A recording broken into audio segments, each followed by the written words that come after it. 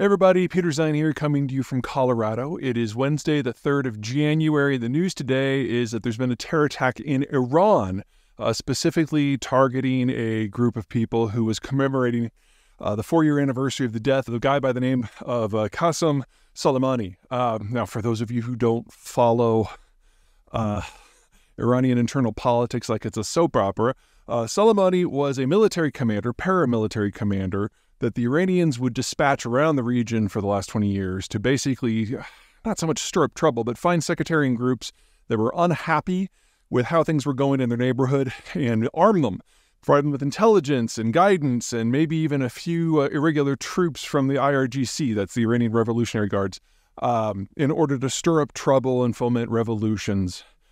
He was very, very successful throughout the entirety of the war on terror, because basically what the United States did is it went into the Middle East and knocked off and tried to prop up certain governments that were not necessarily popular. And so there was always some sort of disgruntled group who was willing to work with the Iranians. And so Soleimani kind of became a celebrated personality, kind of a cross between an American general who'd be in charge of special forces and Norman Schwarzkopf. So he was very, very, very popular in Iran and very, very, very unpopular everywhere else, and is conservatively responsible personally for the death of hundreds of people, and in terms of his operations, tens of thousands of people. So not a nice guy unless you happen to be opposed to whatever the current order in your backyard happens to be. Anyway, someone set off a couple of bombs in the vicinity of these gatherings and killed at least 100 people, with at least another 100 injured. I'm sure as information becomes more and more available in the days to come, it'll turn out to be a lot worse than it sounds. Let's start with the obvious suspects, who are probably not very likely, and then talk about some of the underlying stuff. Everyone's, of course, in Iran is pointing their fingers at the Israelis and the United States. If the United States is going to bomb someone, you're going to know it, because we're going to use either a drone or an air explosive, which is going to kill a lot more people than this. So definitely wasn't the United States. As for the Israelis, they have demonstrated assassination capability that's pretty robust. And to be perfectly blunt, they're not going to target a crowd unless there was someone in it who was really important. And from all intents and purposes, it looks like that was not the case here. This was just a bunch of locals who happened to like somebody who was from their hometown. It was in the town of Kerman specifically. Other more likely possibilities: you've got the Balochis, which are an ethnic group in eastern Iran who have never been happy with Persian rule of their territories. You've got the Arabs in southwestern Iran, who are probably the most put-upon minority in Iran. And then you've got the Azeris, ethnic Azerbaijanis in the north, who make up about a quarter of the population, who from time to time get restive. All of these are legitimate suspects. I'd say the Balochis are probably at the highest of that threat. But rather than pointing fingers on who done it, I think it's more useful to talk about how this is just part of what Iran looks like. And it kind of belies not so much that Iran has feet of clay, but it has a vulnerability that most people don't appreciate. Now, the Persians are a Shia religious group in a sea of Arabs, ethnicity, and Sunnis, religion, across the region. They're definitely in the minority in both fronts. And that has, in the past, made them a relatively reliable American ally up until 1979, when they had a revolution.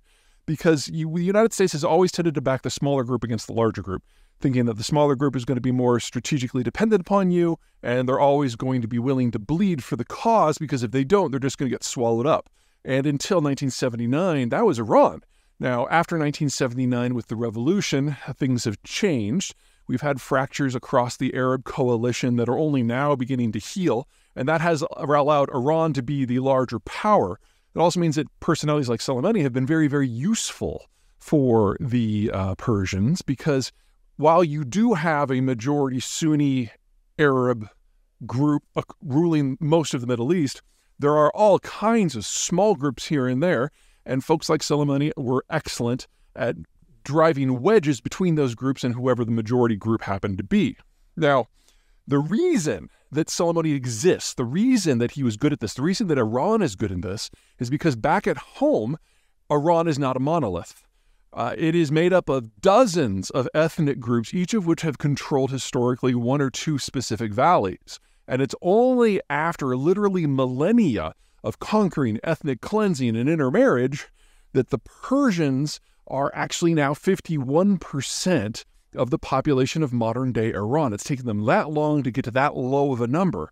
So Soleimani's expertise exists because it is needed at home. The Iranians have a 1 million-man army, and it basically is responsible for occupying its own territory, and groups like Soleimani are responsible for detecting fissures within the political system at home and working to keep them under control. One of the reasons why the Iranians are so good at stirring up trouble beyond their borders is because they have to be aware of those exact sort of splits within their own country.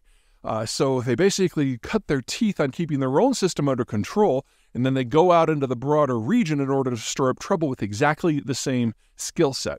So it means they're very, very, very, very good at driving those wedges between different chunks of society, but it also means that Iran as a state is always going to be vulnerable to a degree because it has those same fissures at home, which make up 49% of its population, which is a much higher percentage than what you've got in much of the rest of the Middle East. So it makes them good at stirring up trouble, but it comes from a vulnerability at home that has taken them thousands of years to get to this point of stability, and they're not going to get much further anytime soon, at least certainly not in the next few decades.